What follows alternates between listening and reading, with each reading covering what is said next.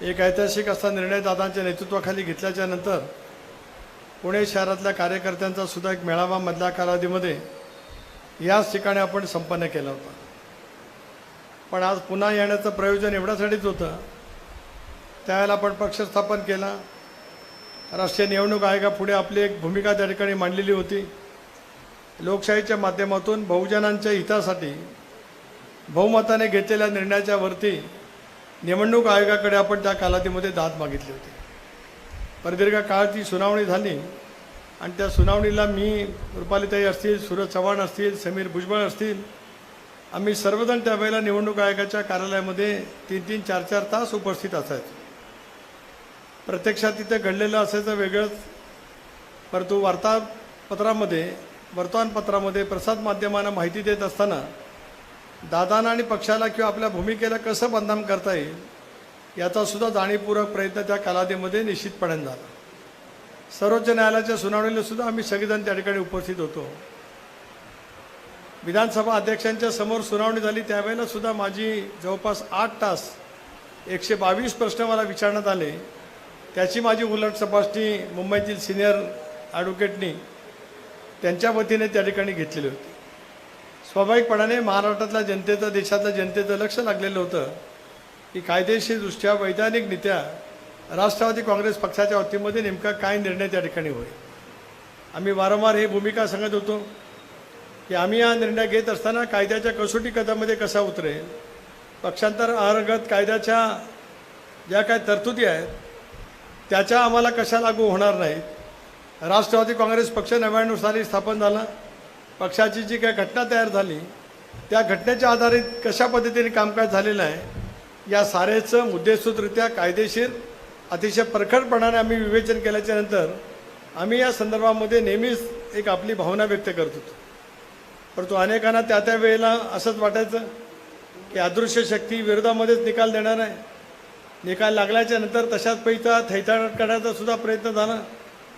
विधानसभा अध्यक्षांनी निकाल दिल्याच्या नंतर सुद्धा तशाच पद्धतीची वक्तव्य करण्यात आली।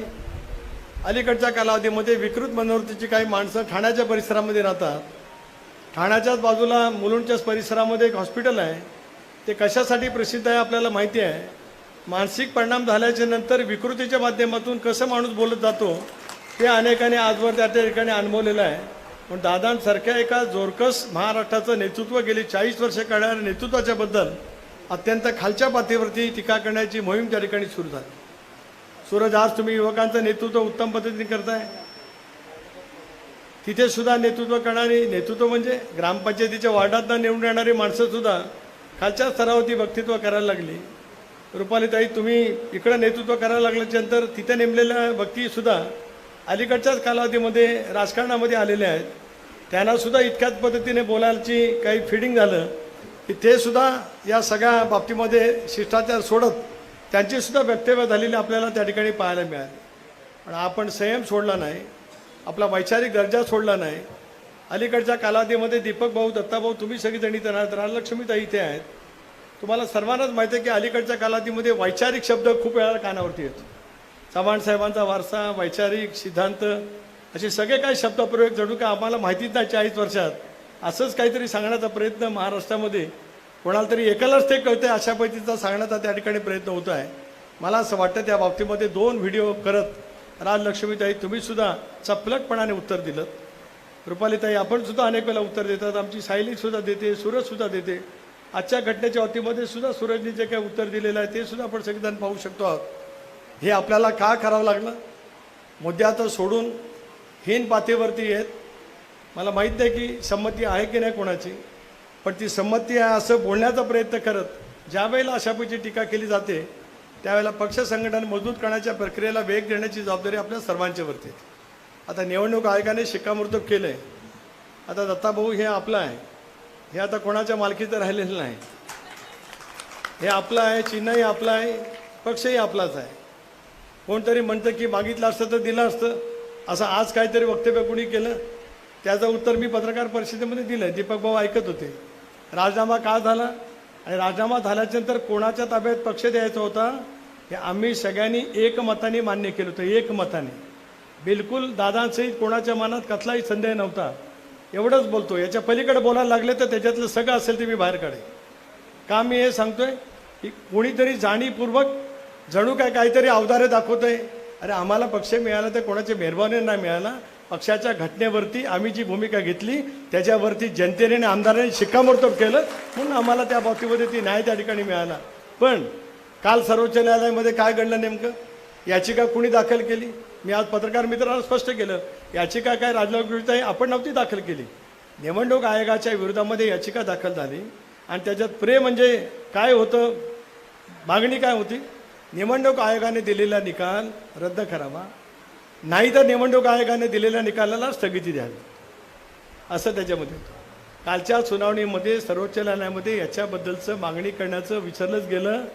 उलट राज्यसभेच्या निवडणुकीच्या पुरता पक्षाचं नाव वापरण्याची परवानगी दिली. ती नावं विचारली गेली 3, त्याच्यातलं एक नावाला मान्यता दिली गेली आणि राज्यसभेच्या निवडणुकीला चिन्ह लागत नाही पण चिन्हसुद्धा मागावं असं पद्धतीने सांगितलं गेलं. आता दीपक भाऊ मगाशी किंवा प्रदीप काय चिन्ह म्हणाला, मी काय एवढं बोलू शकत नाही. तुम्ही बोलू शकता अधिकारवाणाने पुण्यनगरीतली माणसं, पण आता ते मिळेल की नाही मला माहीत नाही. जे काय ठरवायचं असेल ते महाराष्ट्रातली जनता त्या ठिकाणी ठरवेल. परंतु हे सगळं झाल्याच्या नंतर आता आपल्या सर्वांनाच कामाला लागायचं आहे. महाराष्ट्राच्या राजकारणात कामाला लागणं हा सुद्धा एक शब्दप्रयोग एकेकाळी फार प्रसिद्ध होता. आता तुमच्यापैकी जुन्या माणसांना माहिती असेल की ते लागा म्हटलं की त्याचा झालं सगळं असं म्हटलं जायचं. मला माहीत नाही पण असं म्हटलं जायचं त्या कालावधीमध्ये 80, 90, 2000च्या दशकामध्ये. तो भाग सोडूया आता आपण गमतीचा. परंतु आता आपल्याला संघटन मजबूत करायचं आहे, मजबूत होतच आहे. राज्यामध्ये या सगळ्या सावटाखाली आपण वावरत असताना महिलांचा अभूतपूर्व मेळावा महिला अध्यक्षांनी त्यांच्या सर्व सहकार्याने फार मोठ्या प्रमाणावरती घेतला. युवकांचा प्रचंड मेळावा बालेवाडीचा स्टेडियममध्ये सूरज आणि त्यांच्या सर्व सहकार्याने त्या ठिकाणी घेतला. अल्पसंख्याकांचा मेळावा सुद्धा परवाच्या दिवशी कोकण मोहनला त्या ठिकाणी झाला. मी पण गेले 25 वर्ष पक्षामध्ये काम करतो आहे. राजकारणामध्ये मी गेले 38 वर्ष आहे. काँग्रेसमध्ये 15 वर्ष माझी गेली. अख्खी उरलेली राष्ट्रवादी काँग्रेस पक्षामध्ये आपण एकत्रित काम करत होतो. 40 वर्षात 2 पक्षापैकी कुठल्याही पक्षाने असा महिलांचा मेळावा, असा युवकांचा मेळावा, असा अल्पसंख्याकांचा मेळावा कधी भरवला नव्हता.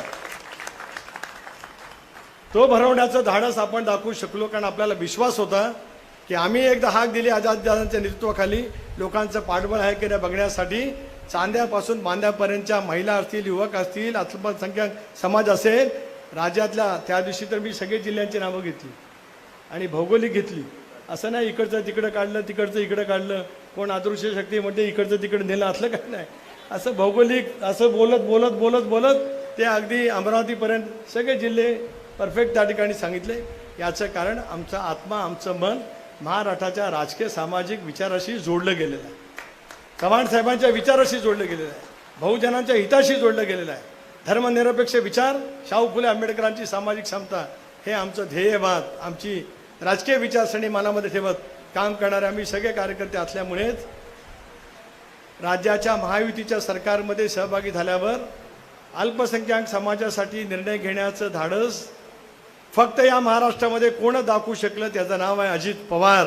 हे सुद्धा या ठिकाणी यानंतर मी सांगू इच्छितो. ना महाविकास आघाडीच्या सरकारमध्ये असं धाडस दाखवलं कोणी, ना ज्यावेळेला लोकशाही आघाडीचं आपलं सरकार होतं त्यावेळेला दाखवलं गेलं. काँग्रेसनी यांच्या मताचा वापर आयुष्यभरासाठी केला. अल्पसंख्याक समाजाचे प्रश्न सोडण्याच्या दृष्टीतून महायुतीच्या सरकारमध्ये आल्याच्या नंतर दादा काही करू शकणार नाही असं जाणीवपूर्वक संभ्रम आणि संशय पसरवणाऱ्या माणसांना योग्य ती चपराक दादांनी त्यांच्या कर्तृत्वाने त्या ठिकाणी दाखवली आणि त्याच्यामुळे पक्षाची वाटचाल एका विशिष्ट वळणावरती येऊन आता पुढची अधिक मजबूत करण्याच्या स्थितीपर्यंत आपण पोहोचलेलो आहोत. लोकसभेच्या निवडणुका आता घोषित होतील कधी, महायुतीच्या माध्यमातून आपण लढवणार आहोत. NDAमध्ये आपण सहभागी झालेलो आहोत. नरेंद्र मोदी साहेबांनी गेले 10 वर्षामध्ये या देशाला जगाच्या विकसित राष्ट्राच्या बरोबरीने नेऊन ठेवले. जगाच्या विकसित राष्ट्राच्या अर्थव्यवस्थेच्या बरोबरती आपण 3ऱ्या 4थ्या क्रमांकावरती आज आपण जाऊन त्या ठिकाणी पोहोचलेलो आहोत. अशा वेळेला NDA देशामध्ये मजबूत व्हावं याच्यासाठी अमितभाई शाह गेले अनेक वर्ष प्रयत्न करत होते. त्याच्यामध्ये आपण सहभागी होण्याचा निर्णय घेतला. पण आज मी माझ्या व्यासपीठावरती बसलेले आणि समोर बसलेल्या तुम्ही सगळे प्रमुख कार्यकर्ते आहात. एक 2-2, 3-3 हजार किंवा त्याच्यापेक्षा जास्ती मताची ताकद असलेला सगळा ताकदवान कार्यकर्ता आहे. आपल्याला समजलं पाहिजे की हा निर्णय केवळ 3 तारखेला जूनला झाला नाही. हा निर्णय 2014 पासून सुरू होता. ज्यावेळेला 2014चे निकाल लागले त्यावेळेला चारही पक्ष वेगवेगळ्या निवडणुका स्वतंत्रपणाने लढल्या. त्यावेळेला निवडणुकीचे निकाल हाती यायच्या अगोदरच सिल्वर ओकमध्ये आदरणीय साहेब होते, प्रफुल्लभाई, छगन भुजबळ, सुनील तटकरे प्रांताध्यक्ष आणि अजितदादा. त्या बैठकीमध्ये ठरलं की मी आणि प्रफुल्लभाईंनी जाऊन भारतीय जनता पक्षाला पाठिंबा द्यायचा. त्यावेळेला भारतीय जनता पक्षाने पाठिंबासुद्धा मागितलेला नव्हता. आम्हालाच घाई झाली होती पाठिंबा दाखवायची. सरकारमध्ये आम्ही जाणार होतो, त्यानंतर ते राहिलं. 2016मध्ये तर मी प्रदेशाध्यक्ष होतो. त्याला 6 महिने भारतीय जनता पक्षाच्या नेतृत्वाच्या जो आमची चर्चा दीर्घकाळ झाली. मंत्रिपदं ठरली, खाती ठरली, पालकमंत्रीपद ठरलं, लोकसेवेच्या जागाचं वाटपसुद्धा त्यावेळेला झालं आणि सगळा तपशील नेतृत्वाला माहिती होता. अंतिम निर्णय ज्या घ्यायच्या क्षणापर्यंत पोचलो होतो त्यावेळेला दुर्दैवाने तो निर्णय होऊ शकला नाही. आता 2016-17मध्येच भारतीय जनता पक्षाच्या देवेंद्र फडणवीसांच्या सरकारमध्ये राष्ट्रवादी सामील झालेला आपल्याला पाहायला मिळाला. 19ला सुद्धा निकाल लागल्यावर भारतीय जनता पक्ष आणि शिवसेनेमध्ये मुख्यमंत्री पदावरनं मतभिन्नता तयार झाल्याच्या नंतर दोन्हीकडे बोलणी चालू होती. दादाने जो निर्णय घेतला तो एकटाचा निर्णय नव्हता. त्यांनाही त्या निर्णयाच्या बाबतीमध्ये बोलणी करण्याचे पूर्ण अधिकार दिले गेले होते. पण वारंवार खलनायकच त्यांना ठरवण्याची भूमिका सतत घेतल्याच्या नंतर आम्ही सर्व मिळून या सगळ्या विषयावरती चर्चा करत आलो. एकनाथराव शिंदे यांनी ज्यावेळेला वेगळी भूमिका घेतली त्यावेळेला आज बोलणारे सगळे जणू काय शाहू फुले आंबेडकरांचा वारसा यांच्याकडेच आला जन्माला असं बोलणारे सगळ्यांनी पत्रावरती सह्या केल्या होत्या की भारतीय जनता पक्षाच्या सरकारमध्ये आपण सहभागी झालं पाहिजे. एकही आमदार सहीपासून राहिलेला नव्हता, सगळ्यांच्या सह्या होत्या. ते कशाला आज समजा पुणेकरांच्या समोर सांगतोय. आपण निर्णय घेतल्याच्या नंतर 1 महिना आपण थांबलो, तुम्हालाही सगळ्यांना माहिती आहे. आम्ही पहिले भेटायला गेलो मंत्र्यांना घेऊन, नंतर आमदारांना भेटायला गेलो. हे काय असंच नव्हतं घडलेलं. याच्यावरती कोण अदृश्य शक्ती बोलेल तर मला खरं आहे ते सांगायला लागेल, थांबावं लागेल. आज जे काही विकृत मनोवृत्तीने बोलतात ते देवेंद्र फडणवीस यांच्याकडे जाऊन काय याचना करत होते त्याचे सुद्धा साक्षीदार जयंत पाटील, छगन भुजबळ, सुनील तटकरे, अजित पवार, हसन मुश्रीफ आहेत. काय याचना करत होते आणि सरकारमध्ये सहभागी झाल्यावर काय खातं मागत होते हे सुद्धा आम्हाला माहिती आहे. आज काहीतरी बोलण्याचा प्रयत्न कराल तर तुम्ही सुद्धा किती पद्धतीने त्या विचाराशी गेलेले होतात ते आम्हाला सर्वांना त्या ठिकाणी द्यात आहे. पण आता हा आग पकड कशासाठी, हे नैराश्याने ग्रस्त झालेली काय हे टीका केली जाते की दादांच्या नेतृत्वाचं पाठबळ दिवसेंदिवस मोठ्या प्रमाणावरती वाढतं आहे. 4 या राज्यव्यापी मेळाव्यातून सिद्ध होऊ शकलं की जे 25 वर्षामध्ये घडू शकलं नाही ती ताकद जर काय दादांच्या पाठीमागे उभी राहते तर आपलं राजकीयदृष्ट्या अस्तित्व कमी कमी होत जाते याची जाणीव झाल्याच्या नंतर अशा पद्धतीची टीका टिप्पणी त्या ठिकाणी सुरू झाली. आपल्यापैकी अनेक जण आपापल्या स्तरावरती त्याला उत्तरं देत असतात. पुढच्या कालावधीमध्ये त्याला तशीच उत्तर द्यावी लागतील. बरं झालं माझ्यासमोर तुम्ही सांगितलं कार्यालयाचं, मी प्रदेशाध्यक्ष तेव्हा माझ्यासमोर तुम्ही सांगितलं की उद्या पुण्याचं कार्यालय कशा पद्धतीने रीतसर कायदेशीरदृष्ट्या घेण्याच्या दृष्टीकोनातून तुमची तयारी आहे. मला अभिमान वाटला त्या दिवशी. निकाल लागल्याच्यानंतर दादाच्या नावावरती ज्यांनी दगड टाकण्याचा प्रयत्न केला, खोडण्याचा प्रयत्न केला त्यावेळेला यांच्यासारखा ज्येष्ठ माणूस त्या ठिकाणी वाद घालायला गेला त्याचा अभिमान पक्षाचा अध्यक्ष म्हणून मला नक्की त्या ठिकाणी आहे. मी पाहिलं टी व्हीवरती ते. शेवटी कार्यकर्त्याच्या मनामधला संयम ज्यावेळेला संपतो त्यावेळेला मग माणसाच्या मनातली उत्स्फूर्तपणाची भावना वय विसरून कशी होऊ शकते ते आपल्याला त्या दिवशी अनुभवायला मिळालं. कारण कोणी किती जरी बोललं तरी आज अधिकृतरित्या ठाम या ठिकाणी मी बोलतोय, महाराष्ट्रातली सगळी कार्यालयं अजितदादा नसते तर उभी राहिली नसती हे सुद्धा ठामपणाने या ठिकाणी सांगतो. सगळी कार्यालयांना, सगळी महाराष्ट्रात ज्या ज्या ठिकाणी वेलफेअर ट्रस्टची कार्यालय आहेत ती जागा घेण्यापासून ते बांधण्यापर्यंत ते काय सांगतात, अजितदादांना उपमुख्यमंत्रीपद दिलं ती चूक झाली. मी सांगतो आज 19मध्ये अजितदादांना उपमुख्यमंत्री दिलं, मेहरबानी केली नाही. ते उपमुख्यमंत्रीपद दिलं नसतं 8 दिवस सुद्धा महाविकास आघाडीचं सरकार टिकू शकलं नसतं. हा दावा सुद्धा मी अधिकृत या ठिकाणी करतो. मेहरबानी नव्हती कोणाची, ती आमदारांचं पाठबळ होतं.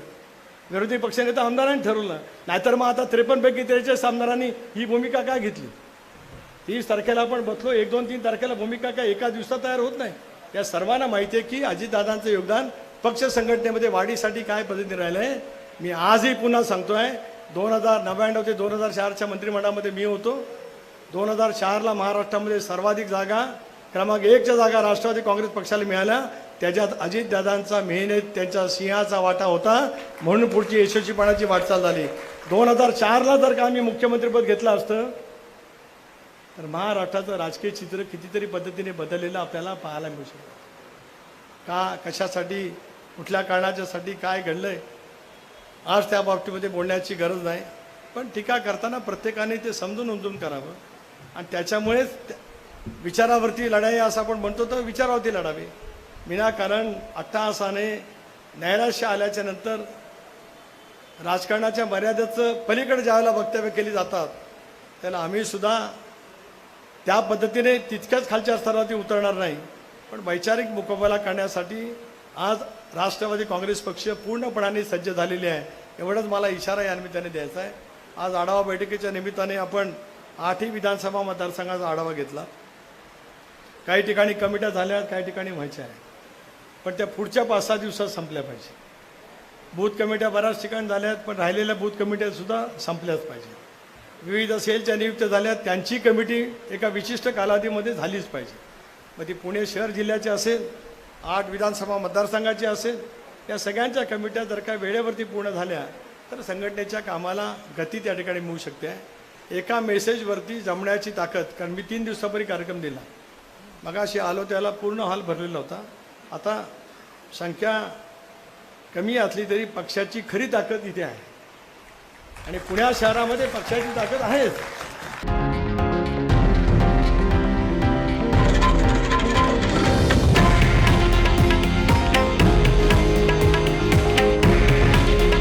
हे आहे देशातील नंबर 1 न्यूज नेटवर्क आणि आपण पाहत आहात TV9 मराठी. काळजी तुमची, हित महाराष्ट्राचं.